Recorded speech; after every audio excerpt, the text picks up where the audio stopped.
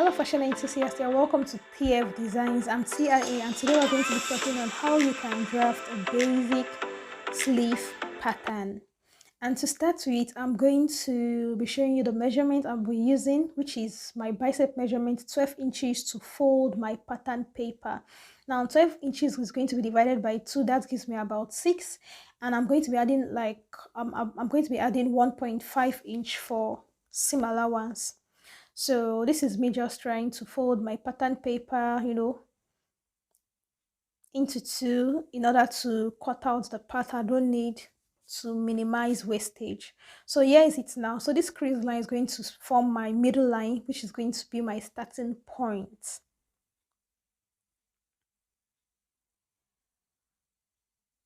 So the first thing I'm going to be inserting here is my sleeve length measurement. This is a long sleeve and I have mine to be 22 inches. I'll be adding 1 extra inch. This is not the seam allowance on the sleeve part on the lower side. No, it's just to indicate my starting line up at the top rather. So I'm just connecting the sleeve length together to indicate where my sleeve ought to stop. So now, having done that, I'm just going to the upper part to take my 1 inch standard as I do for other pattern. And on this 1 inch standard line is where I'm going to have my starting line. So as you can see, this is my starting line. Now the next thing I'm going to be doing is just to highlight the middle crease line that is going to serve as my center back and my center front. So I also went ahead to label for clarity's sake and for clarity's sake. So right now I would like you to pay attention. We have what we call cap height, and this is what determines how easy it is for you to move your hand around your sleeve. Okay, and there's a formula, as you can see displayed, bus divided by 12. Whatever you get as your answer, you add 0.5. So mine is like 6 divided by 12 equals to 3 plus 0.5, that is 3.5. So I'm just going ahead on the pattern paper from the starting line to mark this 3.5 inches. Now, having done this, this is going to be my cap height. So the next thing I'm doing here is to take my measurement from that cap height line down to my sleeve length. Whatever you get, you're going to be dividing it by 2. I'm just folding my tape measure here to be able to locate the point. So now this new point that is going to give me a new line is actually where I'm going to be fixing in my elbow circumference measurement. So if you actually do this correctly, at the end of the day, if you even measure your elbow length, it should be your shoulder to elbow. It should give you this exact vertical measurement. Okay, so I'm just trying to check from the starting point. So also I went on to label wrist, elbow, just for clarity purpose. So as you can see, I'm here with the tape measure and you can see I'm having about 13 inches, which is where my elbow length stops. So next thing I want to do is to divide bicep measurement by 2. Mine is 12 divided by 2, that is 6, and I'm going to be putting this on the caps line on both sides, both for the front and the back. So I'm just going to be inserting the 6 inches with a dot. Now I'd like you to pay attention here. As you can see, we want to try to curve our cap height, create our cap curve, and there are ways to go about it. Just pay attention to the picture I'm putting.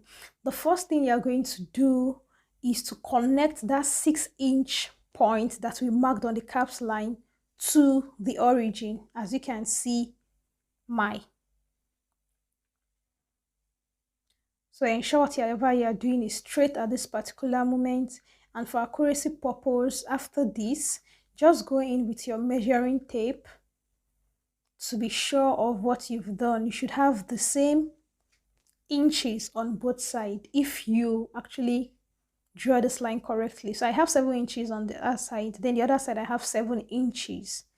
Now what I'm going to be doing is that I'm going to be dividing these 7 inches by 4 because I need 4 parts, okay?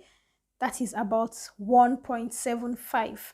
So I'm just going to go over, starting from the back side, and I'll measure 1.75 with a dot to indicate. After that, as you can see, this is about, yes, this is 1.5, 1.75 now, where my fingertip was. So now, I indicated 1.75, another 1.75. So at the end of the day, I'm going to have 3 dots on that line.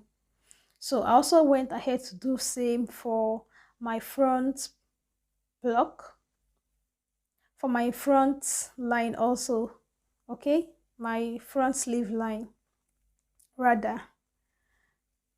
No, I keep making mistakes today. Okay, so I've done that. And I have 3 lines also. So the next thing I'm going to do now is to label A, B, C, those 3 lines, D, E, F. This is just for accuracy purpose and clarity. So now I'd like you to pay attention over here, because what I'm about to do, I'm about to create the cap curve, and you need to pay attention to whatever you're seeing here. So from A, I'm going to be coming in. Just look at where the arrow is facing, in by 3 all over 8. And 3 all over 8, as you can see, is the same thing as 0.375, which I've marked. Just follow the diagram I'm putting over there. I've marked that. Now for the B part, I'm going to be going out by 0.25, which is the same thing as 1/4. Just follow my measuring tape at this point. This is so important, fam. So I went out by 1/4. Now for the C part, I'm going to be going out also by 5 all over 8, which is the same thing as 0.625. This is just before 0.75 inches on your measuring tape. So you are going to be going out on the back part by 0.625 on C. So after labeling now, quickly I'm going to be making use of my curve ruler to connect this point together. So the first thing I'm going to be doing here is to connect. Here I'm just checking. I'm going to be connecting A points from my 6 inches of the bicep measurement down to A and B with a slight curve. Look at the pattern I'm using on my pattern master. So everything I'm connecting is end at that 6 inches of the bicep.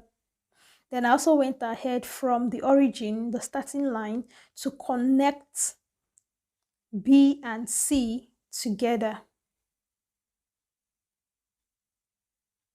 So as you can see, that is my back cap curve. Okay, so moving now to the front, we're going to do something similar to the front as we have done from the back, just some slight changes. So yeah, I just labeled my half measurement for my bicep to just make it clear. So now to the front, we are going to be starting with D, and D I'm going to be coming in 3/4, that is 0.75. I'll be going out rather by 0.75 inches. As you can see, I'm just going out by 0.75 inches. Please, it's important to understand how to read tape measurement. It is so important for this. Now the next is to go in by 3 all over 16, which is the first on your measuring tape. That's the same thing as 0.1875 inches. That's the first part before 0.25 inches. So I'm just going out by 0.1875 inches. All right. Now for the third one, which is F, I'm going to be coming in by 0.5 inches. Guys, if you notice, you're going to see that for A and F, we are coming in for the back and the front. But for B, C, and D, E, we are going out. You must pay attention to this. So now All the lines has been dotted. The next thing is just to link this up with my curve ruler. So I started from the bicep line of that 6 inches through to F and to E. And I just start to turn my pattern master at this point to enable me join D, E together to meet the origin of this block. And that is it, fam. This is the major work when it comes to drafting a sleeve block. So after we are done with this, I just went down to impute my wrist measurement divided by 2, which is 7.5, almost 8, and I just wanted a little bit of ease, so I added about 2.5 inches. And that is why you see me marking 4 inches on both sides. So if that's all you need to do from there, just connect that's from that 6 inches bicep half measurement down to your wrist measurement. And this is basically it, fam. Yeah, true. So here we have our basic sleeve pattern. So I'm just going to be adding about 1 inch seam allowance round the side of my block. So I'm just connecting this with a ruler. As you can see, it's so easy to make, and don't worry, trust me, when we start sewing outfits with this particular block, particular pattern, you're going to totally love the fits, totally love how it sits so well on the shoulder region. So I just went ahead to also label seam allowance so that anyone that come across this pattern know what to do with it. Okay, so the next thing I'm just doing is just to add sleeve allowance, just allowance, seam allowance on the wrist region, since I'll be folding the sleeve in. So just look at what I'm doing here. This is a trick to enable you have perfect sleeve when you are sewing this in. So look at the way I just went through with the scissors after folding. That is how you are required to fold before you cut out your pattern. This will help you, carve out your work properly. Just take a look at, after I open this part, seam allowance, as you can see, it spread out a bit at the lower end. This is what we want to achieve, and that is it, fam. So easy, very, very easy. Do let me know in the comment section how this tutorial has helped you. I meant TIA. See you in my next video. Bye.